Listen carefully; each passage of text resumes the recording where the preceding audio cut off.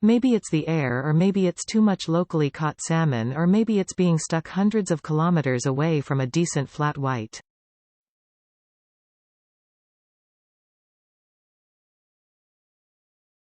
How else to explain that the royal family keeps making the same ghastly mistake when they collectively shuffle north and take up residence at Balmoral for a few weeks of board games, overcooked venison and non-stop tartan tedium?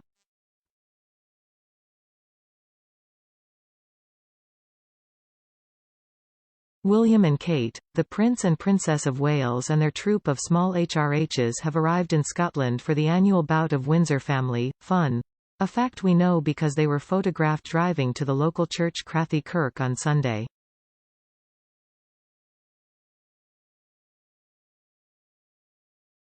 The problem is not that their idea of a holiday looks a lot like a seminary student's average Tuesday, early morning religious services, oh my.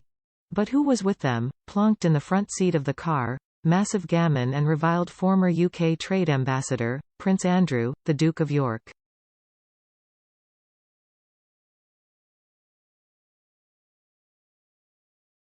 His slightly startled look. The dark light of the Highlands. A future queen sharing her travel mints, I'm guessing. With a man who has only a slightly worse reputation than chlamydia. It was all horribly reminiscent of that time in 2019 when the late Queen merrily took Andrew to church hours after Jeffrey Epstein's death.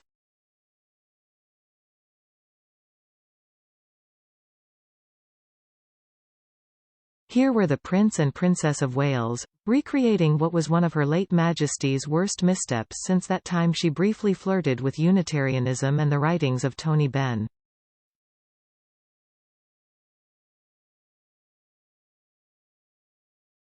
For William and Kate, the optics of this church outing could only be worse if the photos had revealed they were simultaneously FaceTiming Mr. 215 pounds Donald Trump or had converted their Range Rover to be coal-powered.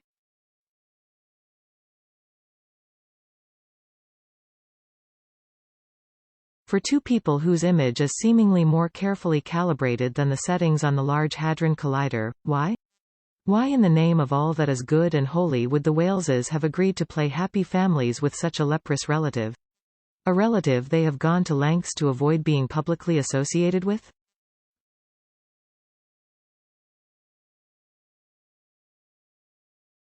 Last year, it was revealed that William had stepped in to prevent Andrew taking part in the Order of the Garter ceremony in Windsor, the first such gathering of the ancient chivalric order post-pandemic and since the Duke's hobbling.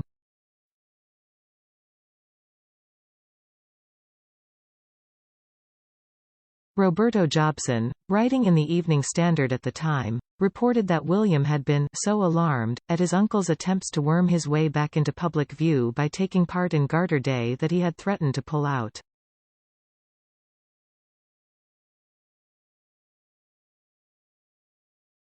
The royal was adamant. A senior source told Jobson that, if York insisted on taking part publicly, he would withdraw.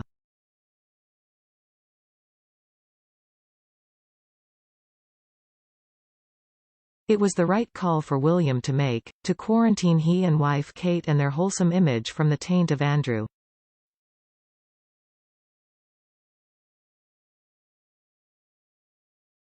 Taint of Andrew sounds like a horribly pungent body spray that Fergie would try to get off the ground.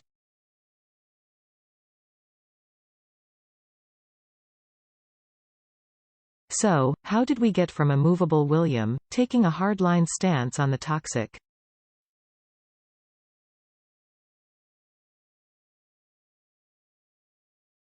unemployed Duke, to him and Kate seemingly happy to be photographed with the 63-year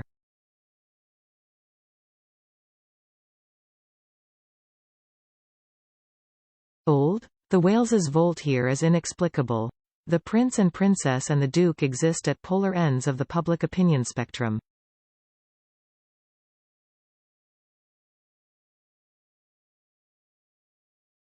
On one hand, the former are generally adored and could probably get away with being caught.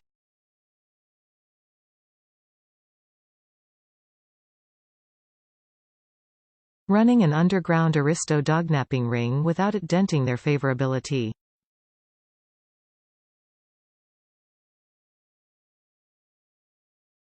numbers much. Andrew sit at the other extreme, a man whose name will forevermore be tied to allegations.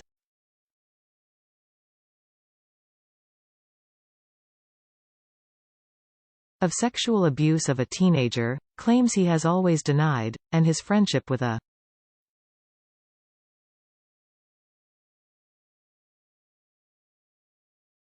convicted sex offender, short of him single-handedly facilitating peace in the Middle East.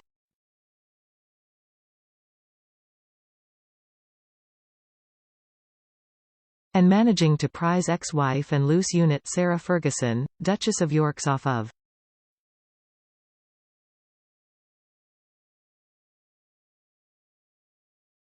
Instagram. I doubt his reputation could ever really truly be rehabilitated. So why have we just seen William and Kate risk the contagion of being seen with his uncle?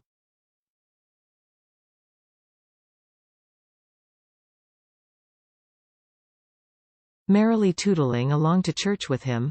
Other members of the family drove separately to Crathy Kirk, with Prince Edward and his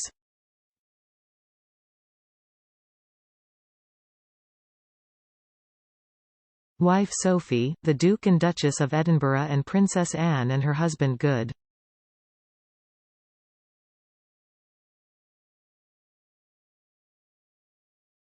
Bloke Admiral Sir Tim Lawrence sharing one car, while King Charles, Queen Camilla and her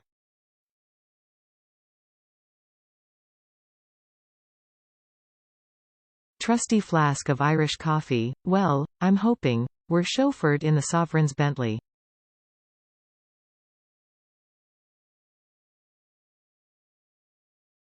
My point is, I'm assuming the carpooling situation is such that if the Waleses had been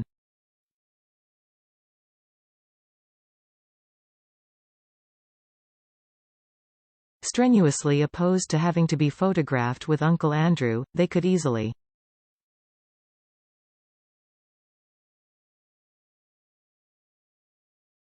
dodged it. What conclusion can we draw here but that being seen with him was a choice they made?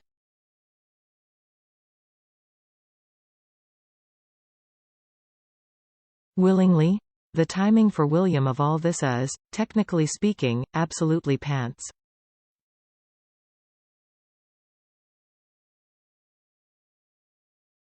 It was only last week he rightfully came in for a pasting for deciding not to turn up at the women's soccer.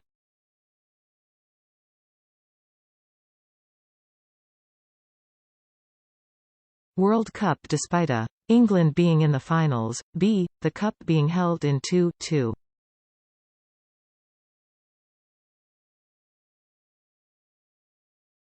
Commonwealth countries who are making come hither glances at republicanism and see him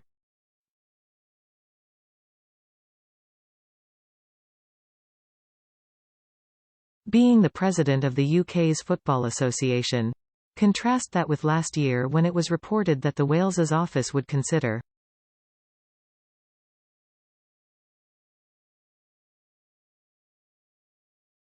looking at arrangements for the Prince to fly in to attend the Men's World Cup final in Qatar.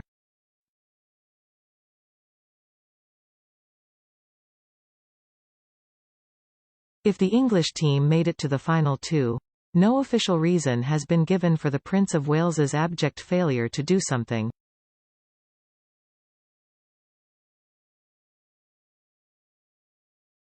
Looking dangerously like work during his and Kate's now standard lengthy summer hauls.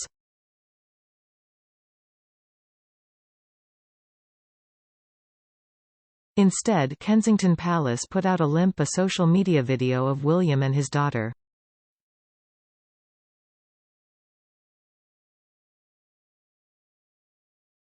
Princess Charlotte holding a soccer ball. Thus right when the prince is being accused, by me anyway, of exhibiting a quiet contempt.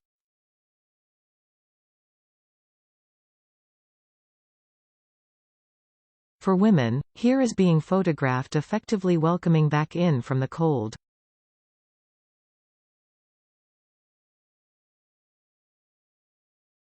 Member of the royal family who went on TV and somehow forgot to show any sympathy for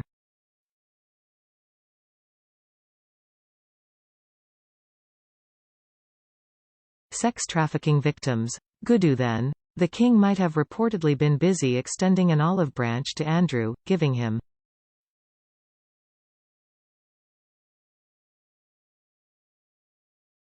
the Plum Cragowan Lodge on the Balmoral estate to stay in over the break, but that does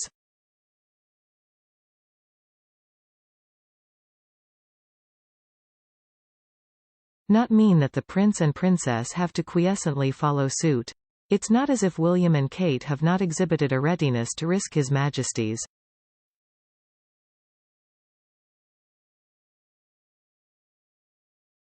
displeasure and do what is best for Brand Wales. Who can forget that series of high-gloss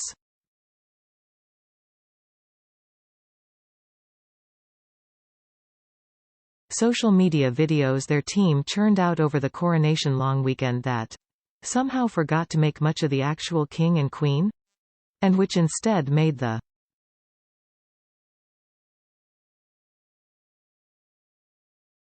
whole event out to be a glorious marquee event for the Waleses? The only vaguest of vague glimmer of sense in all of this came on the way back from church.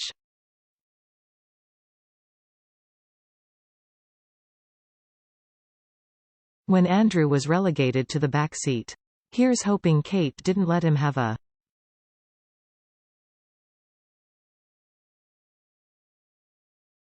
second travel mint either.